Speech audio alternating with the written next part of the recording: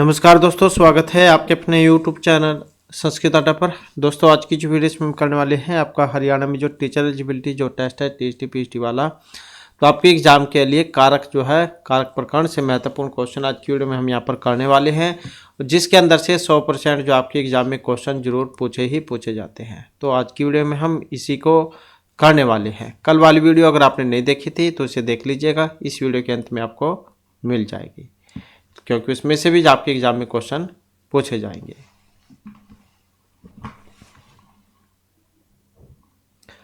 तो सबसे पहले आ जाता है हमारा कि कारक जो है संस्कृत में होते कितने हैं। कर्ता कर्म च करणम संप्रदानम तथैव च अपदान अधिकरणम इत्येवं कारकानि षट्। तो इस प्रकार से जो है ये 6 कारक होते हैं। कौन कौन से? कर्ता कर्म करण संप्रदान अपदान अधिकरण, ये वाले। तो क्योंकि संबंध जो उसको कारकों की श्रेणी में नहीं रखा जाता है। अब सूत्र भी आप साथ में याद रखिएगा, क्योंकि यहाँ पर आपको सूत्र भी देखने को मिलेगा। जैसे स्वतंत्र है कर्ता, तो एक कर्ता मतलब प्रथमा विभक्ति जो उसमें आता है। क्रिया की सिद्धि जो स्वतंत्र रूप से विवक्षित होगा उसकी कर्तृ संज्ञा होगी। और ये लाइन आपको जो है एग्जाम में देखने को मिल सकती है कि क्रिया की सिद्धि में जो स्वतंत्र रूप से विवक्षित होगा उसकी संज्ञा होगी, तो कर्तृ संज्ञा। रामेण पठ्यते, कल वाली वीडियो में हमने वाच्य परिवर्तन किए थे, तो उसे आप देख लीजिएगा। तो जैसे कि रामेण था, ये उसमें बना था जैसे कि भाववाच्य में मान लो, तो कर्ता में कौन सी विभक्ति थी? उसमें तृतीय विभक्ति, और ये आत्मनेपद में बन जाता है तो उसमें या जुड़ जाता है, तो रामेण पठ्यते। तो यहाँ क्रिया सिद्धि में स्वतंत्र या प्रधान रूप से विवक्षित राम की कर्तृ संज्ञा हुई है। इसके बाद है कर्म। कर्म क्या है? ये वाला एग्जाम में पूछा जाता है। कर्तुर इप्सितम, इसकी कौन सी संज्ञा होगी? कर्ता कर्म करण संप्रदान, ऐसे। तो कर्तुर इप्सितम कर्म, ये वाली भी बहुत ज़्यादा एग्जाम में पूछी जाती है। कर्तुः क्रिया आप्तुम इष्टतम कारकम कर्म संज्ञम स्यात्, मतलब कर्ता अपनी क्रिया के द्वारा जिसे सबसे अधिक प्राप्त करना चाहे तो उसकी होगी कर्म संज्ञा। जिसे सबसे अधिक प्राप्त करना चाहे, कर्ता अपनी क्रिया के द्वारा जिसे सबसे अधिक प्राप्त करना चाहे तो उसकी कर्म संज्ञा होती है। देवदत्त ओदनम पस्थि, तो ओदनम कर्म है, यहाँ कर्ता देवदत्त है, देवदत्तम, और पाक ये क्रिया है, इसके द्वारा ओदन को विशेष रूप से प्राप्त करना चाहता है, इसलिए इसकी कर्म संज्ञा हुई। तो कर्म वहीं पर होगा, मतलब कर्म होना चाहिए जिसमें इसमें ओदन था। देवदत्त भी है कर्ता, ओदन भी है कर्म, और पकाने की क्रिया भी है, तो वो होगा कर्म। ये लाइनें आप याद रखिएगा। इसके बाद है करण। साधकत्वम करणम क्रिया सिद्ध प्रकृष्ट उपकारकम कर्ण संज्ञम स्यात्, मतलब क्रिया की सिद्धि में जो सबसे अधिक प्रकृष्ट उपकारक हो अर्थात सबसे अधिक सहायक हो, क्या होगा? सहायक। इसमें बहुत उलझते हैं और एग्जाम में पूछा भी जाता है। साधकत्वम कर्णम कर्णम कर्मम, ऐसे। तो साधकत्वम कर्णम, और एक ये वाली लाइन क्रिया सिद्ध प्रकृष्ट उपकारकम संज्ञम स्यात्। अब कौन सी होगी? क्रिया सिद्ध हो, क्रिया की सिद्धि में जो सबसे अधिक सहायक होगा कर्ण संज्ञा। तो क्रिया की सिद्धि में जो सबसे प्रकृष्ट उपकारक था सबसे अधिक सहायक होगा तो कर्ण संज्ञा होगी उसकी। रामेण बाणेन हतः बाली, राम ने बाण से बाली को मारा। तो यहाँ पर बाण के व्यापार के अनंतर ही हनन क्रिया हुई है, इसलिए यह प्रकृष्ट उपकारक है, इसलिए इसकी कर्ण संज्ञा होती है। इसके बाद है संप्रदान। कर्मणा यम अभिप्रैति स संप्रदानम दानस्य कर्मणा यम अभिप्रैति स संप्रदान संज्ञा स्यात्, कर्ता जिसको दान के कर्म से संबंध करना चाहता है तो उसकी संप्रदान संज्ञा होती है। जैसे विप्राय गाम ददाति, ब्राह्मण को गाय देता है, तो यहाँ दान क्रिया का कर्म गौ है और उसके द्वारा कर्ता भी पर को उद्देश्यत्वेन संबंध करना चाहता है, इसलिए विप्र की संप्रदान संज्ञा हुई है। इसके बाद है अपदान। तो ध्रुवम अपाय अपदानम, ध्रुवम अपाय अपदानम, अपाय विश्लेषण तस्मिन् साधे यत् ध्रुवम अवधिभूतम कारकम तथा अपदानम स्यात्। ये वाला भी बहुत आता है एग्जाम में, बहुत बार आई हुई है ये भी। तो मतलब विश्लेष या वियोग या अलग होने को अपाय कहते हैं, तो ये आया हुआ था एक बार। तो अपाय क्या है? विश्लेष वियोग या अलग होना। उसके होने या किए जाने पर ध्रुव अर्थात अवधिभूत कारक जिसमें अपाय हो रहा हो क्या अपदान संज्ञा होगी।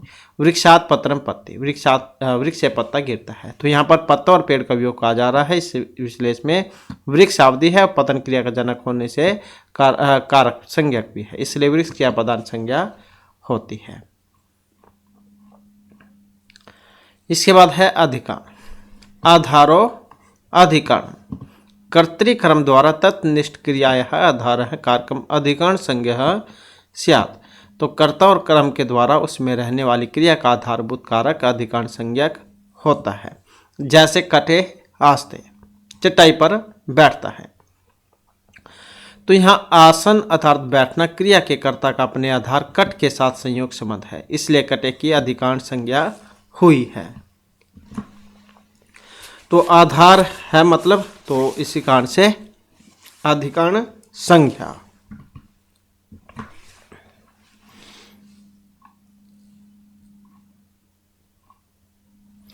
तो अब आ जाती है आपकी प्रथमा विभक्ति, जो कि सूत्र के साथ है। एग्जाम में आपका आ जाता है प्रातिपदिकार्थ, लिंग, परिमाण, वचन, मात्रे, प्रथमा। अब ये क्या है, अलग अलग हैं, तो अलग अलग एग्जाम में पूछा जाता है प्रातिपदिकार्थ में कौन सा विभक्ति है या उदाहरण है, क्योंकि उदाहरण भी आता है एग्जाम में। लिंग, परिमाण, वचन और इनमें तो नियत उपस्थिति का प्रातिपदिकार्थ है मात्र शब्दस्य प्रतीकम योग है। प्रातिपदिकार्थ मात्रे लिंग मात्रा अधिक्य संख्या मात्रे चाहे प्रथमा। तो इन सारे के योग में प्रथमा होती है। अब इनके उदाहरण वेरी वेरी इंपॉर्टेंट है, इसे आप याद रखिएगा। प्रातिपदिकार्थ मात्रे, जैसे इसके उदाहरण है ऊंचाई, नीचे, कृष्ण, श्री, ज्ञानम। तो ये जो है आपके हो गए प्रातिपदिक अर्थ में। एग्जाम में आ जाएगा ऊंचाई, नीचे, कृष्ण, श्री या ज्ञानम, कोई सा भी आ गया, पूछ ले जाएगा किस कारण से इसमें प्रथमा विभक्ति है। तो यह प्रातिपदिक के कारण। लिंग मात्र की बात करें तो तट है, तटी, तटम, ये हो गया लिंग के कारण। परिमाण की बात करें तो त्रोणो, व्रीहि, ये परिमाण के कारण है। वचन के बात करें तो एकाद्वो बहवः, ये वचन के कारण प्रथमा विभक्ति है। अर्थात प्रातिपदिकार्थ मात्र में, लिंग मात्र की अधिकता में, परिमाण मात्र में और संख्या मात्र में प्रथमा विभक्ति होती है। तो जिस प्रातिपदिक के उच्चारण करने पर जिस अर्थ की नियम से उपस्थिति या प्रतीति होगी तो उसे हम प्रातिपदिकार्थ कहेंगे। ऊंचाई, नीचाई, कृष्ण है, श्री, ज्ञान, मतलब जाने अर्थ में। तो इन सभी प्रातिपदिकार्थ की प्रथमा विभक्ति हुई है। लिंग विशिष्ट प्रातिपदिकार्थ, इसमें भी प्रथमा विभक्ति होती है। तो लिंग विशिष्ट प्रातिपदिकार्थ में प्रथमा विभक्ति होती है। तट है, तटी, तटम, यहाँ प्रातिपदिकार्थ के अतिरिक्त लिंग मात्र की अधिकता होने पर प्रकृत सूत्र में प्रथमा विभक्ति हो जाती है। तो जब किसी शब्द से प्रातिपदिकार्थ के अतिरिक्त परिमाण, माप, अर्थ की प्रतीति हो तो उसमें भी प्रथमा ही होती है। द्रोणो, त्रिहि, द्रोणो, व्रीहि। तो द्रोण परिमाण से मापा हुआ धन। वचन का मतलब है संख्या, इसलिए संख्या मात्र में भी प्रथमा विभक्ति ही होती है। एकाद्वो बहवः है। संबोधन जो होता है उसमें भी प्रथमा ही होती है। हे राम, तो संबोधन में प्रथमा विभक्ति होती है हे राम, इसलिए प्रातिपदिकार्थ से संबोधन अर्थ की अधिकता होने पर प्रथमा जो विभक्ति है वो होती है। इसके बाद आ जाता है द्वितीय विभक्ति। कर्मणि द्वितीय, ये वाला सूत्र है, द्वितीय विभक्ति करता है। अनुक्त कर्मणि द्वितीय स्यात्। तो ये जो है ये भी आप याद रखिएगा, वेरी वेरी इंपॉर्टेंट है और बहुत जाए उलझाता भी है एग्जाम में। अनुक्त कर्म में कौन सी विभक्ति है, अनुक्त कर्ता में कौन सी है, उक्त में कौन सी है, उक्त कर्ता में कौन सी है, इसमें बहुत उलझते हैं। तो अनुक्त जो कर्म है उसमें द्वितीय होती है। कर्म से बस आप याद रखिएगा, यहाँ पर कर्म में द्वितीय है, अनुक्त वो होना चाहिए वो। जैसे हरिम भजती, अभिहिते तो कर्मणि प्रथमा हरि ही सेव्यते, लक्ष्य में हरि ही सेवित है। अर्थात कर्म जो है उसमें द्वितीय विभक्ति होती है कर्मणि द्वितीय सूत्र के द्वारा। अनुक्त कर्म में द्वितीय विभक्ति हो, किसमें, अनुक्त कर्म में द्वितीय विभक्ति हो, जैसे कि हरिम बजती। तो हरिम भजती। वाक्य के हरि शब्द में अभिहित कर्म में तो प्रातिपदिकार्थ में प्रथमा ही होती है, हरि ही सेव्यते, तथा लक्ष्म्या सेवितो हरि ही, तो वाक्य के लिए हरि शब्द में। तो इसमें क्या महत्वपूर्ण है, ये वाला कर्मणि द्वितीय से द्वितीय व्यक्ति, अनुक्त कर्म में द्वितीय, और साथ में हरि बजती, लक्ष्य में हरि सेविता है, हरि सेव्यते, ये वाले आप रूप याद रखिएगा। इसके बाद है अकथितम च, अपदान आदि विशेष अविवक्षितम कारकम कर्म संज्ञम स्यात्, ये भी बहुत आती है एग्जाम में लाइन। अपदान आदि विशेष अविवक्षितम कारकम संज्ञम स्यात्, तो उसकी होगी कर्म संज्ञा। और यह आपका द्विकर्मक जो धातु है उसका सूत्र है अकथितम च, जब कारक की अपदान इत्यादि विशेष संज्ञा न करना चाहे तब उसकी कर्म संज्ञा होगी। बहुत सारे सोच रहे हो कि अपदान है पंचमी व्यक्ति का है, तो ये आपका द्वितीय का है। तो जब कारक की अपदान इत्यादि विशेष संज्ञा न करना चाहे तब उसकी कर्म संज्ञा होगी। और ये जो कर्म है अकथित कर्म कहे जाते हैं, और इन्हें अप्रधान या गौण कर्म भी कहा जाता है। तो प्रयुक्त विवक्षा का विकल्प केवल 16 धातुओं एवं उनकी समानार्थक धातुओं के विषय में ही है, सभी के विषय में नहीं है। अब इसके अंतर्गत 16 धातुएं आती हैं, और मान के चलो कि 100% एग्जाम में एक क्वेश्चन जा इसमें से आता ही आता है। तो दुह, याच, पक्ष, दंड, रुद्ध, प्रच्छ, ची, ब्रू, शास, ची, मत, मुस, नी, री, क्री, वह। तो ये वाले 16 धातुएं हैं जिनके योग में द्वितीय विभक्ति होती है। जैसे ये उदाहरण आप याद रखें, गाम दोग्धिम पय है, गाय से दूध होता है। तो इस वाक्य में पय है जो है दूध, यह प्रधान कर्म है, और गाम अपदान की विवक्षा न होने से गौण कर्म है। बलिम याचते वसुधाम, बलि से पृथ्वी मांगता है। बलिम अपदान है, इसकी अविवक्षा करने पर कर्म संज्ञा होकर द्वितीय विभक्ति हुई है। और वसुधाम ये प्रधान कर्म है। तंडुलान ओदनम पस्ती, चावलों से भात पकाता है। तो तंडुल करण है, अविवक्षा होने पर कर्म संज्ञा हुई।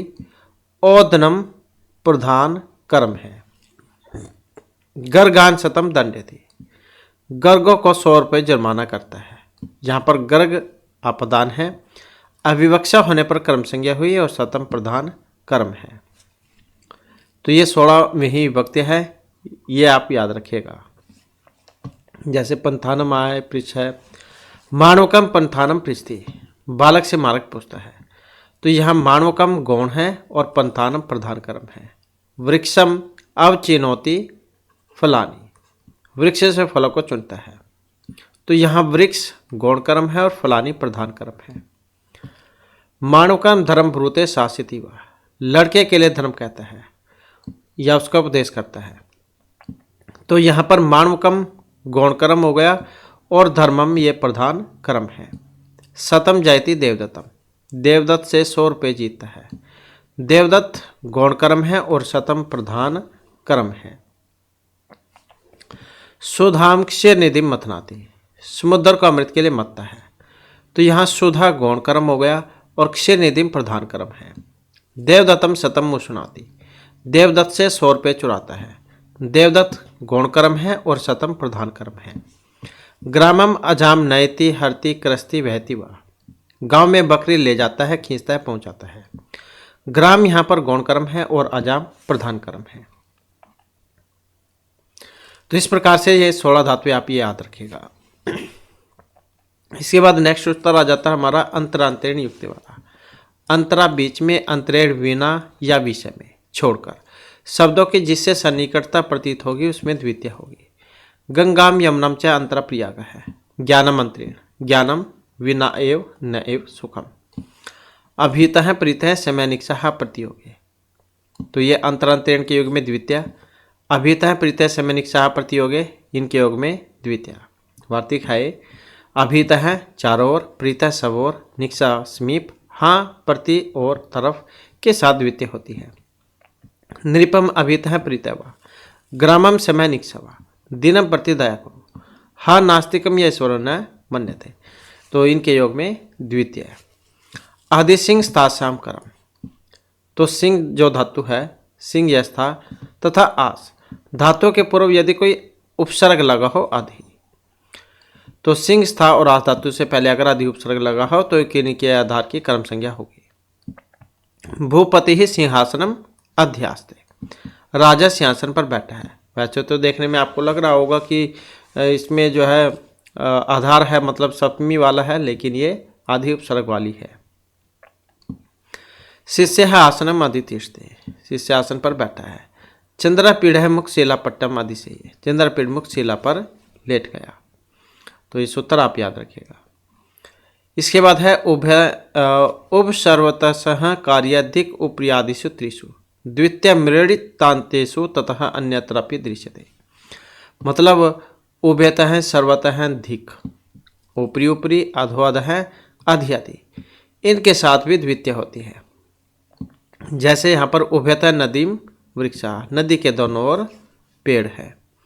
सर्वतः कृष्णम गोपहा, कृष्ण के सभी और ग्वाले हैं। दिक पिशुनम, चुगलखोर को धिक्कार है। ऊपरी ऊपरी लोकम हरि, हरि लोक के ठीक ऊपर ऊपर है। अधो अधः लोकम पाताल, ठीक नीचे पाताल लोक है। आधि लोकम, संसार के ठीक नीचे।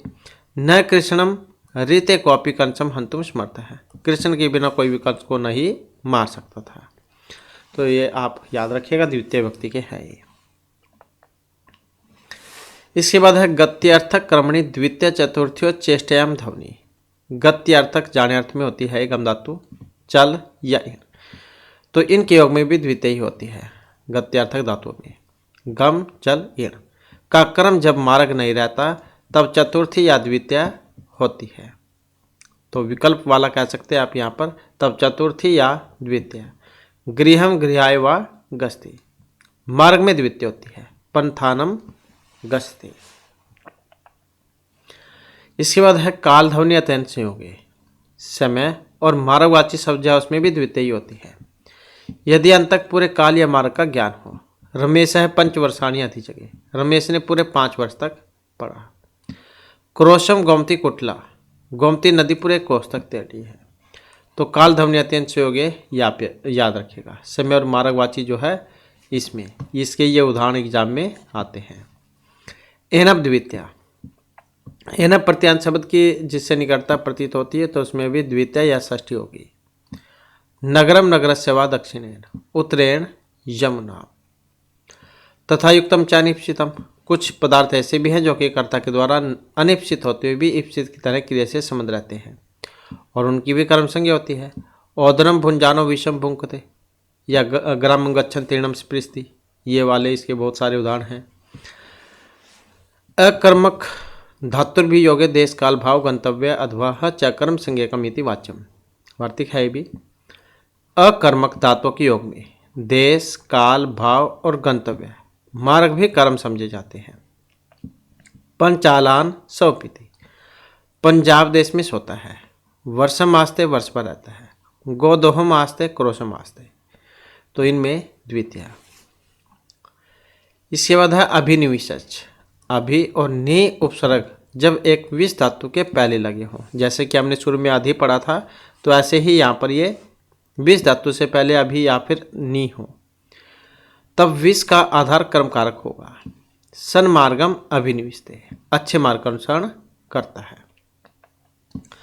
उप अनुअध्यांग वश है, यदि वश धातु से पहले, जैसे यहाँ पर था विष से पहले अभि या अन्नी, इसी प्रकार से वश धातु से पहले उप अनु अधि या आ, इनमें से कोई से भी उपसर्ग लगा हो तो क्रिया का आधार कर्म होगा। विष्णु वैकुंठम अधिवस्ति उपवस्ति आवस्ति अनुवस्ति, विष्णु वैकुंठ में वास करते हैं। और बहुत बार ये भी देखने को मिलता है ये वाला सूत्र, अभुक्ति अर्थस्य न वा, जब उपवास का अर्थ उपवास करना न खाना होता है तब उपवास का आधार कर्म न होकर अधिकरण हो जाएगा। वने उपवस्ति, वन में उपवास करता है, तो उपवास का अर्थ उपवास करना, न खाना हो तब वस का अर्थ कर्म न होकर अधिकरण होगा, वने उपवस्ति। जैसे ही आ जाएगा तो सूत्र आप याद रखिएगा, आप अभुक्ति अर्थस्य न वा, मतलब ये बढ़ती रहना हो। दूर अंतिक अर्थेभ्य द्वितीय च, दूर और अंतिक मतलब निकट तथा इनके समानार्थक शब्दों में द्वितीय, तृतीय, पंचमी, सप्तमी ये वाली विभक्ति होती है। दूर अंतिक अर्थेभ्य द्वितीय च, तो इनके योग में द्वितीय, तृतीय, पंचमी, सप्तमी। गृहस्य गृहात् व अंतिकम, अंतिकेन अंतिकात् अंतिके व। अनुलक्षणे तृतीय अर्थे हीने, तो विशेष हेतु को लक्षित करने के लिए जब अनु का प्रयोग होता है, विशेष हेतु को लक्षित करने के लिए जब अनु का प्रयोग होगा तो वह परिवर्चने बन जाएगा। जैसे जपम अनु परावर्षत, अनु से तृतीय होने पर इनकी परिवर्चनीय संज्ञा होती है। नदीम अनुवसिता सेना, अनु से हित अर्थ लक्षित होने पर वह परिवर्चनीय कहलाएगा अनु हरिम सुरा। तो ये अनुलक्षणे ये आप याद रखिएगा, अनुलक्षणे तृतीयार्थे हीने। इसके बाद आ जाता है उपअधिक च, अधिक तथा हीन अर्थ का वाचक होने पर उप भी परिवर्चनीय कहलाता है। उपअधिक च अधिक तथा हीन अर्थ का वाचक होने पर उप भी परिवर्चनीय कहलाएगा, किंतु हीन का अर्थ लक्षित होने पर द्वितीय होगी, अन्यथा सप्तमी। उप हरिम सुरहा अर्थात देवता हरि से कुछ नीचे पड़ते हैं। अधिक अर्थ में उपरार्धेर हरेर गुणः।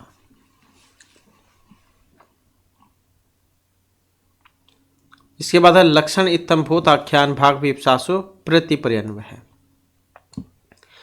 जब किसी और संकेत करना हो या जब ये इस प्रकार के हैं ऐसा बतलाना हो या यह उनके हिस्से में पड़ता है या पुनरुक्ति बतलानी हो तब प्रति, परि और अनु प्रवर्चने कहलाएंगे और इनके योग में द्वितीय विभक्ति होगी। प्रासादम प्रति विद्योतते विद्युत, भक्तो हरिम प्रति परि अनु हुआ। लक्ष्मी ही हरिम प्रति, लताम लताम प्रति सिंचती। तो लक्षम इत्थम्भूत आख्यान भाग विप्सासु प्रति पर्यन्वय है। ये सूत्र आप याद रखिएगा, मतलब जब किसी और संकेत करना हो या जब ये इस प्रकार के हो बतलाना हो या उनके हिस्से में पड़ता है पुनरुक्ति बतलानी हो तब प्रति, परि और अनु प्रवचने कहलाएंगे, उनके योग में द्वितीय विभक्ति होगी। इसके बाद है अभिर्भागे।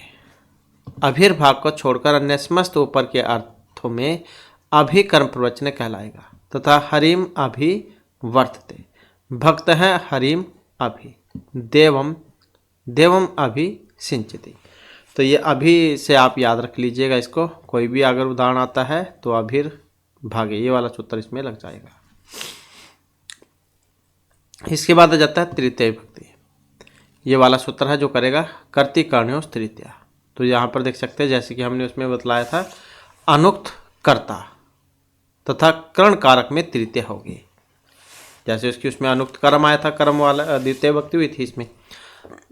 अब यहाँ पर अनुक्त कर्ता है, अनुक्त कर्ता में तृतीय विभक्ति। वाच्य परिवर्तन किए थे कल हमने, उसमें भी आपको बतलाया था जब परिवर्तन होता है कर्तरी से कर्म में तो कर्म फिर उसमें तृतीय और कर्म में प्रथमा और क्रियाक्रम के अनुसार। तो अनुक्त कर्ता तथा कर्ण में तृतीय होगी। गोपाल है जलेन मुखम प्रक्षाल्यति, रामेण बाणेन हतः भाली। तो कर्ति कर्णयों तृतीया। इत्थम्भूत लक्षण, जिस लक्षण चिन्ह से किसी व्यक्ति या वस्तु का ज्ञान होता है। तो जिस लक्षण चिन्ह से किसी व्यक्ति या वस्तु का ज्ञान होगा तो उस लक्षण बोधक शब्द में तृतीय होगी। जटापि ताप से जटाप से तपस्वी ज्ञात होता है। तो किम कार्यम अर्थः प्रयोजनम गुण है तथा इसी प्रकार अन्य प्रयोजन प्रकट करने वाले शब्दों के योग में भी आवश्यक वस्तु तृतीय में रखी जाती है। मूर्खेण पुत्रेण किम तीर्णेन कार्यम भवती स्वराणाम को अर्थम मूर्खेन भृतेन। तो ज़्यादातर जो एग्जाम में है ये वाला उदाहरण आता है, मतलब जहाँ पर कोई लक्षण चिन्ह हो तो उसमें इत्थम्भूत लक्षण सूत्र लगता है। इसके साथ आप ये भी याद रख लीजिएगा क्योंकि जब मुश्किल बनाना हो तब ऐसे ऐसे जब पूछ लिए जाते हैं तो किम कार्यम अर्थ है प्रयोजनम गुण है तथा इसी प्रकार अन्य प्रयोजन प्रकट करने वाले शुद्धक योग में भी आवश्यक वस्तु तृतीय में ही रखी जाएगी। मूर्खेण पुत्रेण किम तीर्णेन कार्यम भवति ईश्वरा नाम कार्त मूर्खेण प्रीत्य। इसके बाद आ जाता है ये अंग विकार है। यदि शरीर के किसी अंग में कोई विकृति दिखाई पड़े तो विकृति अंग के वाचक शब्द में तृतीय होगी। नेत्रेण कान है कर्णेन बधिरा देवदाता शीर्षा खलवाटा अस्ति। हेतु अर्थ हेतु मतलब कारण बोधक शब्दों में भी तृतीय होगी।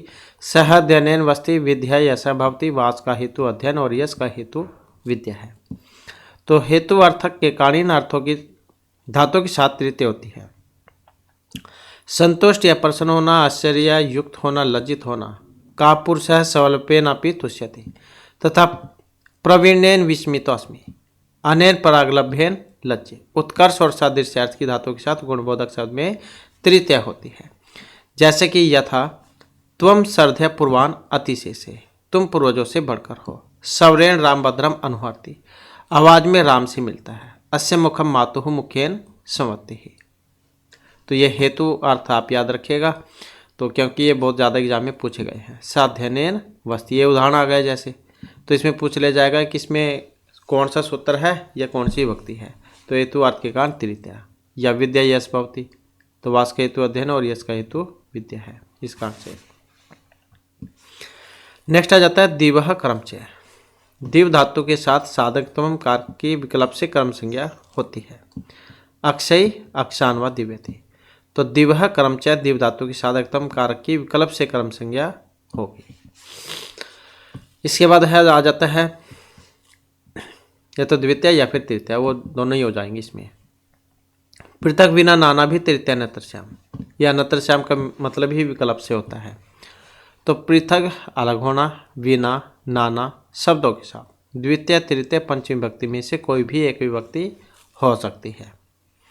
दशरथ है रामेण रामात रामम बिना ना जीवत। जलम जलेन जलात बिना न रहना जीवती। कौरवा पांडवेभ्य पृथक अवसन। नाना नारिम निष्फला लोक यात्रा। तो ये सूत्र आप याद रखिएगा। पृथक बिना नाना भी तृतीय अन्यत्र श्याम, इनके योग में तृतीय। तो एग्जाम में तो कई बार ऐसे भी आ जाता है पृथक के योग में कौन सी है, बिना या नाना, इनके योग में कौन सी विभक्ति होती है। इसके बाद आ जाता है प्रकृति आदिभ्य उपसंख्यान। वार्तिक है प्रकृति मतलब स्वभाव, आदि क्रिया विशेषण शब्दों में तृतीय विभक्ति होती है। यथा मोहन सुखेन जीवती। प्रकृत्या गुआम पय मधुरम, स स्वभावेन कोमल है। मतलब जो प्रकृति की देन हो, बस इससे आप याद रख लीजिएगा। भगवान की देन कह सकते हैं, इसमें मनुष्य के द्वारा कोई छेड़छाड़ न की गई हो, जो जैसा है वैसे ही हो। जैसे मोहन सुखपूर्वक जीता है, या गाय का जो दूध है मीठा होता है, उसमें कोई मीठा तो अलग से तो डालता नहीं है।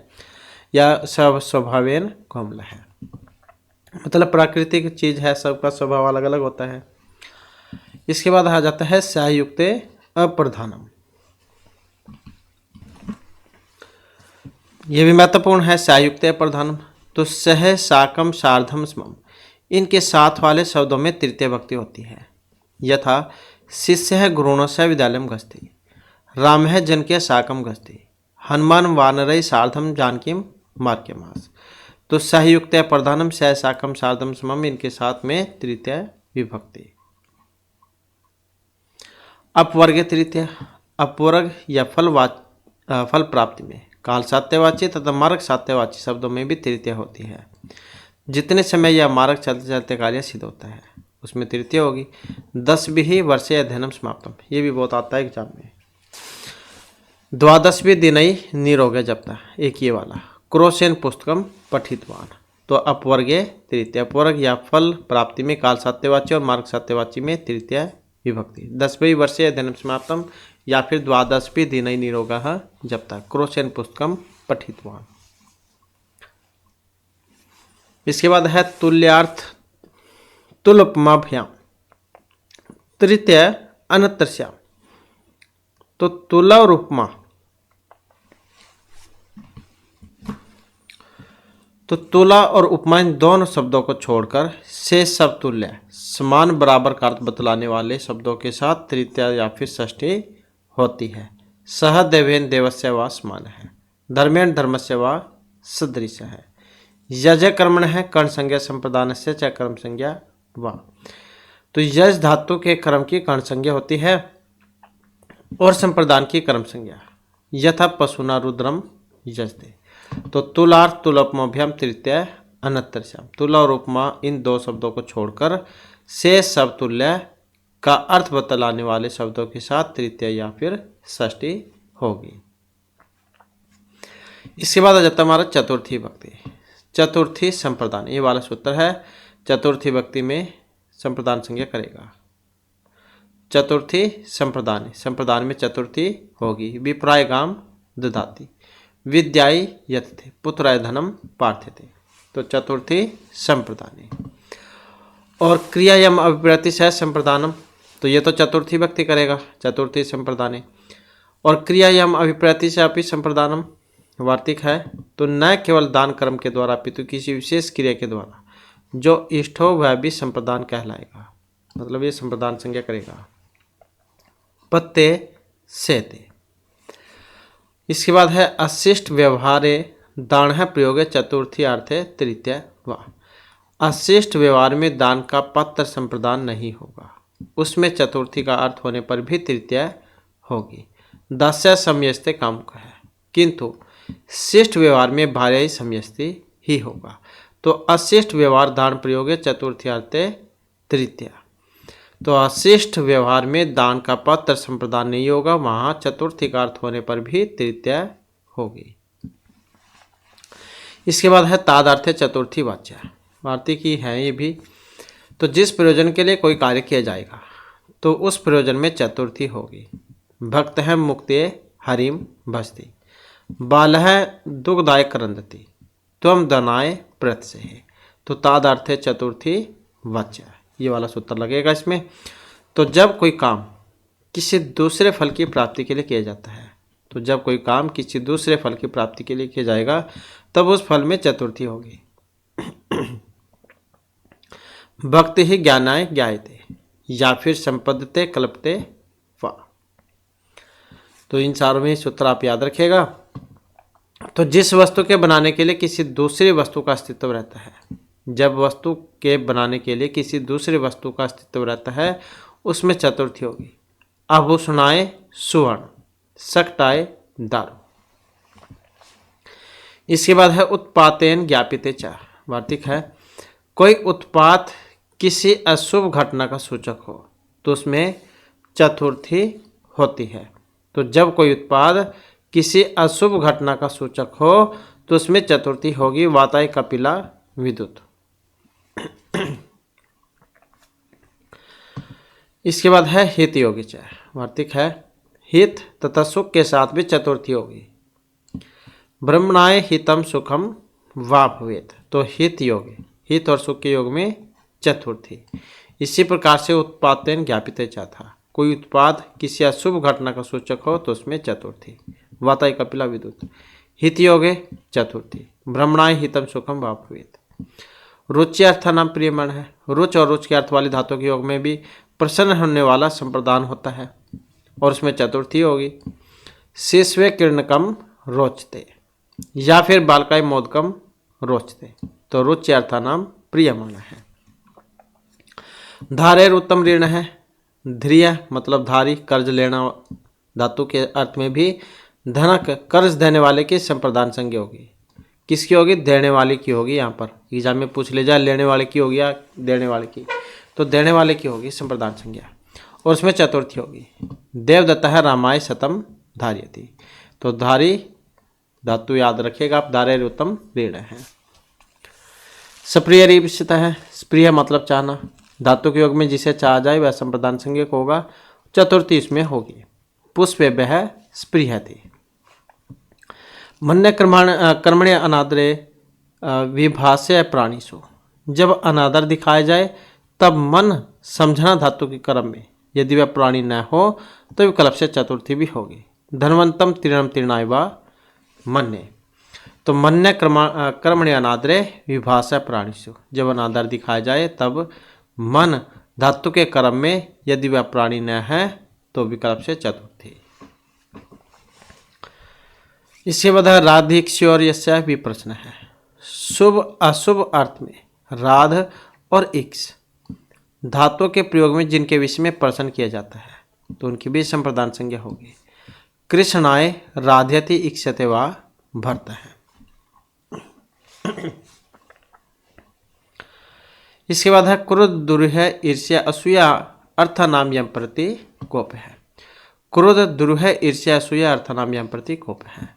तो क्रोध दुरूह ईर्ष्या असूया धातुओं के योग में तथा इन धातुओं के समान अर्थ वाली धातुओं के योग में जिसमें क्रोध किया जाएगा तो उसमें चतुर्थी होगी। पिता पुत्राय क्रोध्यति दुष्टाः सज्जनेभ्यः दुर्हुयन्ति गोविंदः मह्यम ईर्ष्यति खलः सज्जनाय असूयति सीता रावणाय अकुप्यत। तो क्रोध दुरूह ईर्ष्या असूया नाम यम प्रति कोप है। तो क्रोध दुरूह ईर्ष्या असूया धातु के योग में तथा धातु के समान अर्थ वाले धातु के योग में जिसमें क्रोध किया जाएगा तो चतुर्थी होगी। पिता पुत्राय क्रोध्यति दुष्टा सज्जनेभ्यः दुर्हुयन्ति गोविंदः मह्यम ईर्ष्यति खलः सज्जनाय असूयति और सीता रावणाय अकुप्यत। तो वेरी वेरी इंपॉर्टेंट है, ये आप याद रखिएगा क्योंकि द्वितीय विभक्ति भी होगी, आगे आएगा उस उत्तर। क्रोध दुरूह और उपसृष्टो क्रम।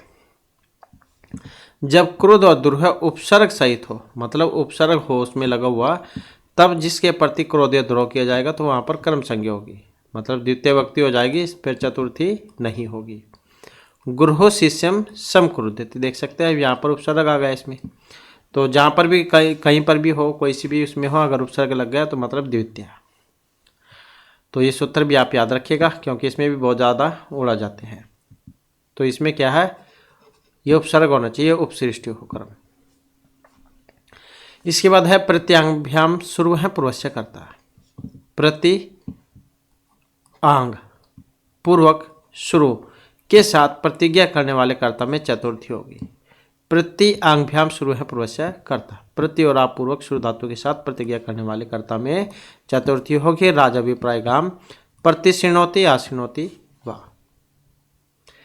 इसके बाद है परिकरणे संप्रदानम अनंतरस्याम। तो परिकरण में जो कारण होता है वह विकल्प से संप्रदान होगा। सतेन सताई वा परिकृत है।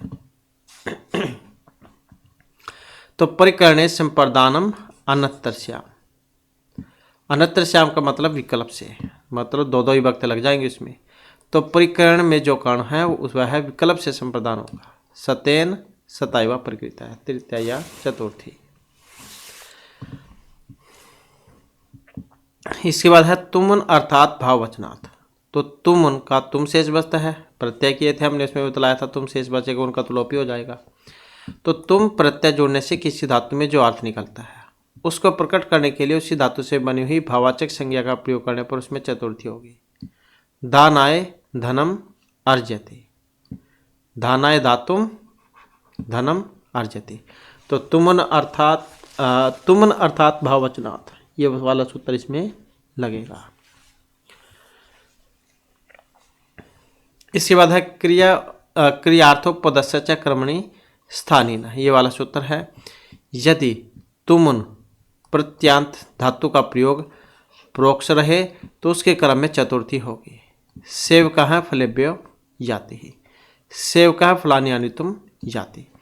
क्रियार्थोपदस्य च कर्मणि स्थानीत। यदि तुमुन प्रत्यांत धातु का प्रयोग प्रोक्ष रहे तो उसके क्रम में चतुर्थी होगी। सेवका फलेभ्य है याति या फिर सेवका फलानि आनीतुम याति।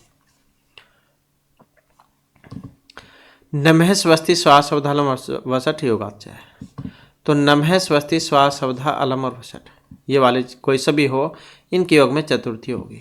ईश्वराय नमः निरपाय स्वस्ति अग्नि स्वाहा पितृभ्य सवधा इंद्राय वसठ हरि दैतव्य अलम प्रभु समर्थ है सकते हैं वाह। इसके बाद है उपपद विभक्ति कारक विभक्ति बलियसी। पद संबंधी विभक्ति से क्रिया संबंधी विभक्ति बलवती होती है। तो पद संबंधी विभक्ति से क्रिया संबंधी विभक्ति बलवती होती है। तो ये जो नियम है इसके अनुसार नमस्करोति इत्यादि क्रियापदों के योग में चतुर्थ विभक्ति न होकर द्वितीय विभक्ति होती है। लक्ष्मीम नमस्करोति। लेकिन नमस्कार अर्थ वाली प्रणिपत प्रणम इत्यादि धातुओं के साथ नमस्कार किए जाने वाले को द्वितीय या चतुर्थी दोनों में ही रखते हैं। तस्मै प्रणिपत्य नंति प्रणम्य त्रिलोचनाय। तो इन धातुओं से बने हुए प्रणाम आदि शब्दों के साथ चतुर्थी ही होती है। गुरुवे प्रणामम अकर्वम। चतुर्थी के अर्थ में कृते और अर्थम अवयव का प्रयोग होता है, जैसे भोजनस्य भोजनार्थम कृते।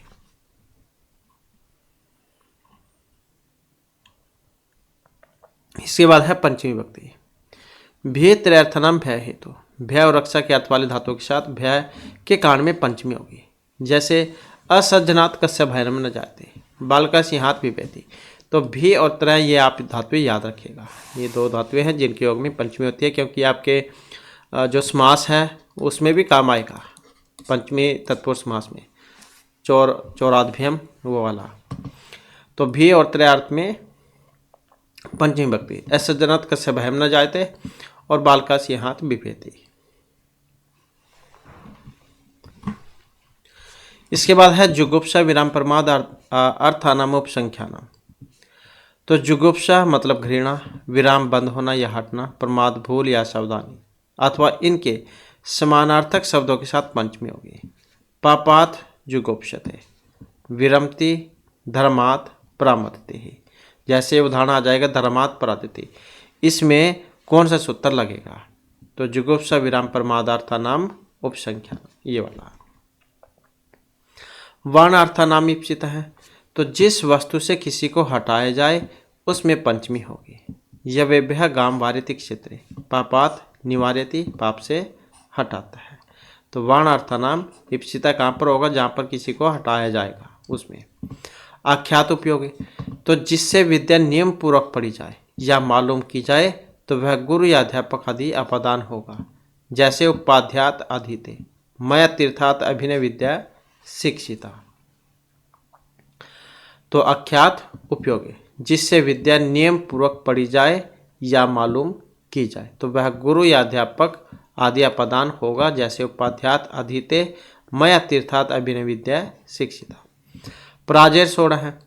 परापूर्वक जिस धातु के प्रयोग में जो ऐसा यह हो उसकी अपादान संज्ञा होगी। पराजय 16 वेरी वेरी इंपॉर्टेंट है, दोनों के दोनों है। आख्यात उपयोगी ये वाला भी, इसका भी बहुत आता है उदाहरण, ये वाला उपाध्यात आदित्य वाला सूत्र, या फिर मैं तीर्थात अभिनय विद्या शिक्षिता, तो इसमें ये वाला है। और पराजय 16 परापूर्वक जिस धातु के प्रयोग में जो ऐसा ये होगा उसकी अपादान संज्ञा होगी। अध्ययनात् पराजयते, ये भी बहुत आता है एग्जाम में, वह पढ़ाई से भागता है, अध्ययन से भागता है।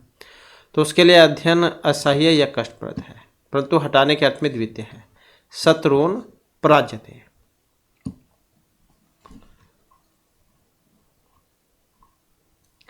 अंतर्धौ येन अदर्शनम स्ति। तो जब कोई अपने को छिपाता है तब जिससे छिपाता है वह अपदान होगा। मातुः निर्लिते कृष्ण है, मतलब जो कृष्ण वो माता से छिपाता है अपने आप को। तो अंतर्धौ येन अदर्शनम स्ति, इसका उदाहरण है ये वाला, मातु निर्लित कृष्ण है, जब कोई अपने को छिपाता है तब जिससे छिपाएगा उसमें अपदान कारक पंचमी विभक्ति। जनि कर्तुः प्रकृति। जन धातु के कर्ता का मूल कारण अपदान होता है। ब्रह्मण है प्रजा प्रजायते, ब्रह्मा जी से समस्त प्रजा उत्पन्न होती है। जन धातु जाइए उत्पन्न होने अर्थ में ही होती है, तो ये भी बहुत आता है एग्जाम में। जनि कर्तु प्रकृति, ब्रह्मण है प्रजा प्रजायते। भुव है प्रभव च। प्रभव का मतलब है उत्पत्ति स्थान। उत्पन्न होने वाले का प्रभव अपादान होता है। हिमत है गंगा प्रभवती। तो प्रभव से तो आप याद रख सकते हैं, इसमें भी प्रभव है, यहाँ पर भी है। तो उत्पत्ति स्थान में होगा ये पंचमी में। प्रभव का मतलब उत्पत्ति स्थान और उत्पन्न होने वाले का प्रभव अपादान। इसके बाद है लैप लोपे कर्मणे अधिकरणे च। जब कत्वा या लैप प्रत्यांत क्रिया वाक्य में प्रकट नहीं की जाती परंतु छिपी रहती है, तब उस क्रिया में कर्म और आधार पंचमी में होगा। आसनात् प्रेक्षते, आसने उपविश्य स्थित्वा वा प्रेक्षते। तो लैप लोपे कर्मणि अधिकरणे च। जब कत्वा या लैप प्रत्यांत क्रिया वाक्य में प्रकट नहीं की जाती है परंतु छिपी रहती है, तब उस क्रिया में कर्म और आधार पंचमी में होगा। इसके बाद है यत् च अधव काल निर्माणम तत्र पंचमी। तद उक्त धवन है प्रथम सप्तम में हो, कालात सप्तमी च वक्तव्य। वार्तिक है। तो जिस स्थान या काल से किसी दूसरे स्थानीय काल की दूरी दिखाई जाती है तो वह स्थानीय काल पंचमी में रखा जाएगा। और उस स्थान का वाचक शब्द प्रथमा या सप्तमी में।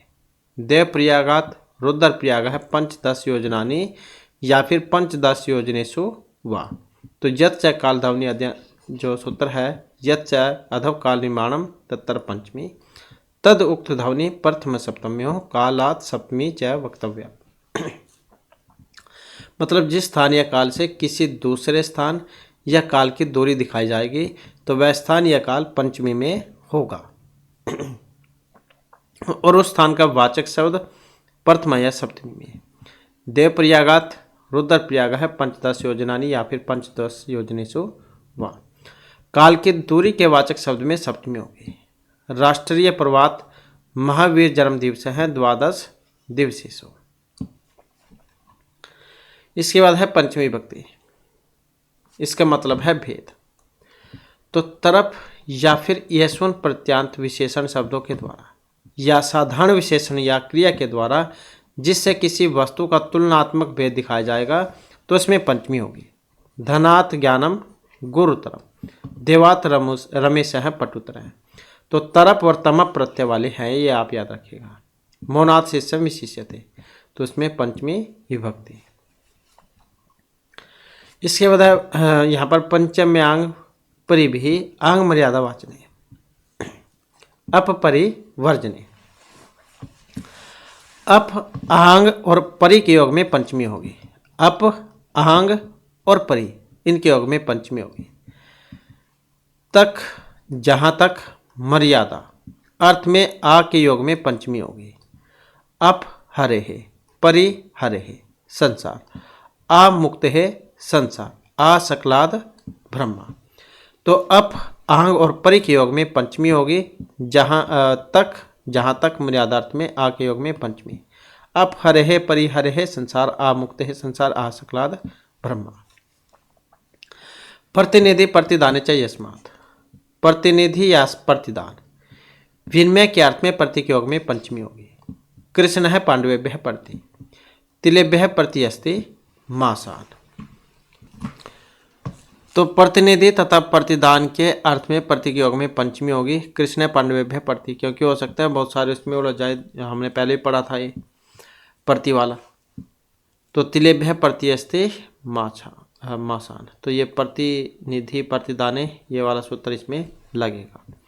इसके बाद विभाषक गुण स्त्रियां। तो कारण या हेतु प्रकट करने वाले गुणवाचक स्त्रीलिंग शब्द तृतीय पंचमी में होंगे। तो विभाषक गुण अस्त्रियां, तो अस्त्रीलिंग शब्द तृतीय पंचमी में होंगे। जाड्यन जाड्यात्वा बद्ध है। तो कारण या फिर जो हेतु प्रकट करने वाले गुणवाचक अस्त्रीलिंग शब्द। इसके बाद आ जाता है अन्य आराधिक शब्दात उत्तर पद जहाती युक्त, मतलब अन्य, इतर, आरात, रीते और दिक यह दिशा का देते हैं वाला। प्रत्येक उद्देश्य प्रवृत्ति शब्दों तथा दक्षिणा उत्तरा आदि शब्दों तथा दक्षिणा ही उत्तरा ही प्रवृत्ति शब्दों के योग में पंचमी होगी। जैसे कि हरे है अन्य है भिन्न है इतरवा, आरात वनात्, ज्ञानात् रीते न सुखम, नगरात् प्राक प्रत्यगवा, बाधर पदात् पूर्व श्रावण है, दक्षिणा नगरात्, दक्षिणा ही नगरात्, प्रभृति आरभ्य और बही इनके योग में भी पंचमी होगी। शैशवात प्रभृति ही पोषिताम प्रिया, भवात प्रभृति ही आरभ्य व सेव्य है हरि ही, नगरात् बही। इसके बाद है षष्ठी, ये वाला सूत्र है षष्ठी से। तो कारक प्रातिपदिकार्थ व्यतिरिक्त स्वस्वामी भाव आदि संबंध शेष है तत्तर षष्ठी स्यात्। जैसे राज्य पुरुष है तो कारक और प्रातिपदिकार्थ से भिन्न स्वस्वामी भाव आदि संबंध में शेष है तो उसमें षष्ठी होगी। तो संबंध का बोध कराने के लिए षष्ठी व्यक्ति का प्रयोग होगा। राज्य पुरुष है रामस्य पुस्तकम, गंगाया जलम, राज्य है पुरुष है।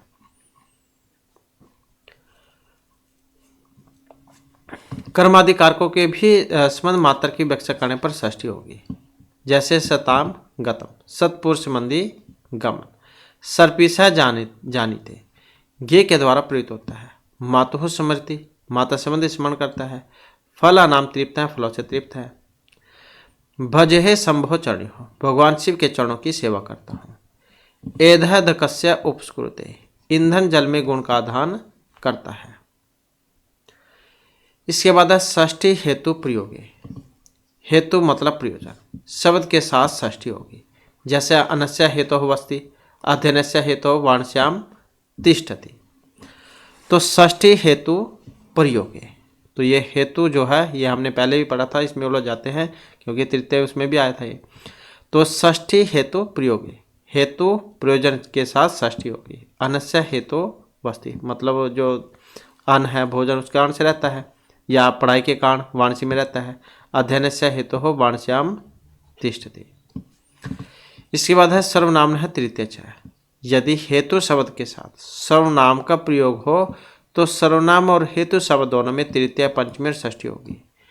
केन हेतु न अत्तरवस्ति, कस्मात् हेतु हो अत्तरवस्ति, अथवा कस्य हेतु हो अत्तरवस्ति। निमित्त पर्याय प्रयोगे सर्वसाम प्राय दर्शन, वार्तिक है ये भी। तो निमित्त अथवा उसके अर्थवाचक शब्द, कारण, प्रयोजन, हेतु आदि के प्रयोग होने पर सर्वनाम एवं निमित्त वाचक शब्दों में प्रायः समस्त व्यक्तियां होती हैं। जैसे कि का हेतु हो, का हेतुम, केन हेतु न, कस्मै हेतुवे, कस्मात् हेतु हो, कस्य हेतु हो, कस्मिन् हेतु, किम निमित्तेन, किम निमित्तम, केन निमित्तेन, कस्मै निमित्ताय आदि। यत् प्रयोजनम, येन प्रयोजनम, यस्मै प्रयोजन आदि। तो निमित्त पर्याय प्रयोगे सर्वसाम प्राय दर्शन, मतलब निमित्त अथवा उसके अर्थवाचक जो शब्द हैं, कारण, प्रयोजन, हेतु आदि के प्रयोग होने पर सर्वनाम एवं निमित्त वाचक शब्दों में प्रायः समस्त विभक्तियां होंगी। इसके बाद है षष्ठ्यार्थ प्रत्ययन। षष्ठ्यार्थ अतस्यार्थ प्रत्ययन, मतलब ये जो अतसूच है इसका तत्शेष बचेगा। प्रत्यांत शब्द उत्तरतः दक्षिणता आदि तथा इस प्रत्यय का अर्थ रखने वाले प्रत्यांत ऊपरी, अधः, अग्रे, आदौ, पुरः आदि जिससे समीपता पाई जाती है उसमें षष्ठी होगी। तो षष्ठी से भी आप याद रख लीजिएगा। क्रमस्य दक्षिणतः उत्तरतः वा, गृहस्य ऊपरी अग्रे पुरः पश्चात् वा, पतिवार्ता नाम अग्रे कीर्तन्यः सावित्री, तस्य स्थित्वा कथा में भी पुरः कौतुकदान हेतु हो। मतलब ये उत्तरतः, दक्षिणतः, ऊपरी, अधः, अग्रे, आदौ, पुरः, ये आप याद रखिएगा। तो षष्ठ्यार्थ प्रत्ययन ये वाला सूत्र इसमें लगेगा। इसके बाद है दूर अंतिक अर्थ है षष्ठी अनंतरस्या। तो दूर और अंतिक मतलब समीप, इनके अर्थवाची शब्दों का प्रयोग होने पर षष्ठी या फिर पंचमी होगी। पंचमी में भी हमने पढ़ा था दूर अंतिक वाला, तो ये षष्ठी में भी है। तो पंचमी और षष्ठी दोनों जाएगी। ग्रामस्य ग्रामात् वा दूरम वरम। इसके बाद है अधिक अर्थ देश्याम कर्मणि है। अधिपूर्वक ई धातु श्रवण करना, दया दया करना और इस समर्थ होना तथा इन धातुओं के अर्थवाची धातुओं के क्रम में षष्ठी होगी। मातुः समर्थि। रमस्य दयमान है। गात्राणाम अनीशः अस्मि संवृत है। प्रभवती नेजस्य कन्या का जनस्य महाराज है। तो जब समरी धातु अपने साधारण अर्थ पाठ करना में प्रयुक्त होगी तब उसके क्रम में द्वितीय होगी। सह पाठम समर्थि। तो ये सूत्र आप याद रखिएगा। आदि ई का मतलब श्रवण करना, दया का मतलब दया करना, इस समर्थ होना, इनमें षष्ठी।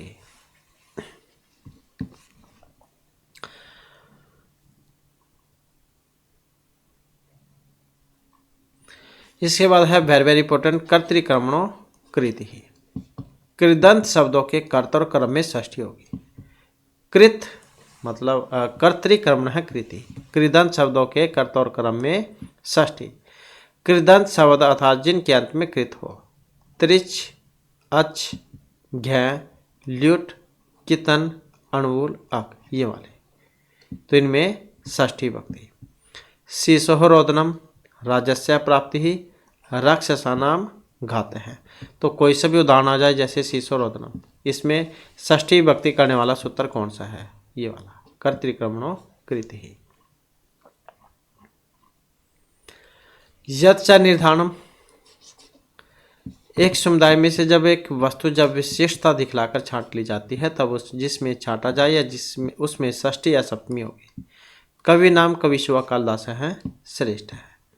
चतुर्थी च अशिष्य युष्म से अभद्र कुशल सुखार्थ हितई, मतलब आशीर्वाद देने की इच्छा होने पर। आयुष्य मध्यर बद्धर कुशल सुख अर्थ हित इनके पर्यायवाची शब्दों के साथ चतुर्थी या फिर षष्ठी होगी। आयुष्यम चिरम जीवितम वा रमस्या रमाय वा स्यात् निरपस्य निपाय वा मध्यम भद्रम कुशलम वा भूयात्। तो चतुर्थी या फिर षष्ठी होगी इनके योग में।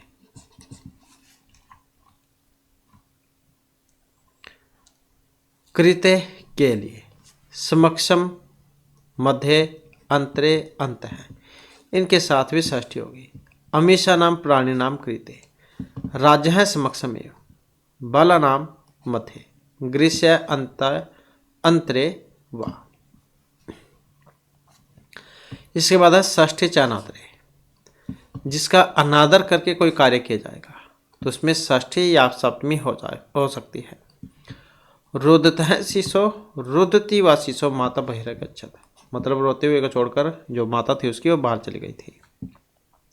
तो अनादर करने अर्थ में षष्ठी या सप्तमी हो सकती है। कृत्य नाम कर्तृवा, तो कृत्य प्रत्यांत शब्दों के योग में कर्ता में तृतीया या षष्ठी होगी। कृत्य नाम कर्तृवा, तो कृत्य प्रत्यांत शब्दों के योग में तृतीया या षष्ठी। पिता मम पूज्य है या फिर पिता मया पूज्य है, तो कृत्य प्रत्यांत शब्दों के योग में तृतीया या फिर षष्ठी। कृत्वा अर्थ प्रयोगे काले अधिकाने, अनेक बार अर्थ प्रकट करने वाले द्विही त्रिही शब्दों या अष्टकृत्व हैं सत्कृत्व हैं। अर्थबोधक संज्ञा विशेषण अव्यय शब्दों के साथ समयवाची शब्द में सप्तमी का भाव प्रकट होने पर षष्ठी होगी। द्विर अहनो भोजनम, तो कृत्व अर्थ प्रयोगे काले अधिकाने च, अनेक बार अर्थ प्रकट करने वाले द्वि त्रि शब्द या अष्टकृतव सत्कृतव अर्थबोधक संज्ञा विशेषण वाले अवयवों के साथ समयवाची शब्द में सप्तमी विभक्ति का भाव प्रकट होने पर भी षष्ठी होगी। इसके बाद जासे निप्रहण नाटकरांत अपिशाम हिंसायाम, मतलब हिंसार्थक जस नि प्रपूर्वक हन कृत नट पीस धातु के क्रम में षष्ठी होगी। ये जितने भी हैं यहाँ पर ये वही तो है। हिंसार्थक जस नि प्रपूर्वक हन कृत नट और पीस इनके क्रम में षष्ठी होगी। जैसे निज ओजसो जासी तुम जगत द्रोहा, संसार के द्रोहियों को अपने बल से मारने के लिए। अपराधिना निहंतुम प्रहंतुम प्राणी हंतुम वा, तो धातु के क्रम में षष्ठी। इसके बाद व्यहरियपण है समर्थ्य हो, सौदे का लेन देन करना है जो में लगा देना।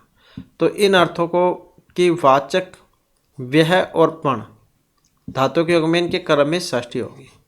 सतस्य व्यवहारम पणनम वा, तो व्यवहार अपणन जो है इनमें षष्ठी, मतलब सौदे का लेन देन करना जो में लगा देना। इन अर्थों के वाचक व्यवहार और पण धातु के योग में षष्ठी। दिवह तदर्थस्य, दिव धातु का जब उपयुक्त अर्थ में प्रयोग होता है तब उसके योग में क्रम में षष्ठी होगी। सतस्य दिव्यति, सो का जुआ खेलता है। कथस्य च वर्तमाने, जब कत प्रत्यांत शब्द वर्तमान के अर्थ में प्रयुक्त होंगे। कतस्य च वर्तमाने, जब कत प्रत्यांत शब्द वर्तमान के अर्थ में प्रयुक्त होंगे तो उसमें षष्ठी होगी। अहम एवं मत है महीपते, राजा मुझे ही मानते हैं, लेकिन जब भूतकाल विवक्षित होगा तो तृतीय होगी। तो जब कत प्रत्यांत शब्द वर्तमान के अर्थ में होगा षष्ठी और भूतकाल में तृतीय।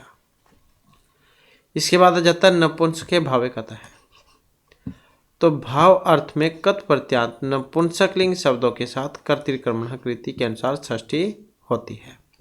तो नपुंसक के भाव कहते हैं भाव अर्थ में कत प्रत्यांत नपुंसकलिंग शब्दों के साथ कर्तृक्रमणों कृति के अनुसार षष्ठी होगी। मयूरस्य नृत्यम छात्रस्य हसितम। इसके बाद आ जाती है हमारी सप्तमी विभक्ति। सप्तम्य अधिकरण च, ये वाला सूत्र है जो सप्तमी विभक्ति में लगेगा। अधिकरण कारक में सप्तमी विभक्ति करेगा ये। जैसे उदाहरण आ जाएगा स्थाल्यम ओदनम पस्ति या आसने उपविष्टि, तो पूछ लिया जाएगा कि इसमें सप्तमी विभक्ति करने वाला सूत्र कौन सा है। तो सप्तम्य अधिकरण चाहिए वाला। औपश्लेषिक वैशेषिक अभिव्यापक चैती त्रिधा, इसके कितने भेद होते हैं ये भी एग्जाम में आता है। तो ये 3 है, औपश्लेषिक वैशेषिक अभिव्यापक। अब जैसे यहाँ पर औपश्लेषिक है जिसके साथ आधे का भौतिक संश्लेष हो, जैसे कि कट्यास्ते, एग्जाम में आ जाएगा कट्यास्ते, पूछ लिया जाएगा इसमें किस कारण से सप्तमी विभक्ति हुई है, तो इस कारण से औपश्लेषिक आधार के कारण। वैशेषिक या पूछ लिया जाएगा मोक्षेच्छास्ति किस सूत्र का उदाहरण है ये, तो वैशेषिक आधार का जिसके साथ आधे का व्यापक संश्लेष हो। अभिव्यापक तो जिसके साथ आधे का व्यापक संबंध हो, जैसे कि तिलेसु तैलम। तो ये 3 ही उदाहरण जो है महत्वपूर्ण है। औपश्लेषिक कट्यास्ते, वैशेषिक मोक्षेच्छास्ति, अभिव्यापक तिलेसु तैलम। इसके बाद सूत्र आ जाता है कतस्यान्विषस्य कर्मणि उपसंख्यानम। वार्तिक है कथ प्रत्यान शब्द में इन प्रत्यय लगाकर बने हुए शब्द के योग में उसके कर्म में सप्तमी होती है। तो कथ प्रत्यान शब्द में इन प्रत्यय लगाकर बने हुए शब्द के योग में उसके कर्म में सप्तमी होगी। गृहीति षट्सु अंगेषु, 6 अंगों का प्रकांड विद्वान। साधु और साधु प्रयोग है, साधु और साधु प्रयोग में भी सप्तमी होती है। मातृ साधु साधुआ। इसके बाद है निमित्तात कर्मयोग। वार्तिक है, वेरी वेरी इंपॉर्टेंट है।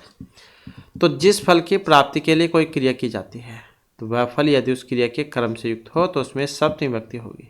चर्मणि द्वीपिनम हंति दंत्योर्हंति कुंजरम। तो ये इसके उदाहरण है निमित्तात कर्मयोग। तो जिस फल की प्राप्ति के लिए कोई क्रिया की जाएगी तो वह फल यदि उस क्रिया के कर्म से युक्त होगा तो उसमें सप्तमी। यत्च निर्धारणम, तो जब किसी वस्तु के अपने समुदाय से किसी विशेषण के द्वारा कोई विशेषता दिखलाई जाए तब समुदाय वाचक शब्द षष्ठी या फिर सप्तमी होगा।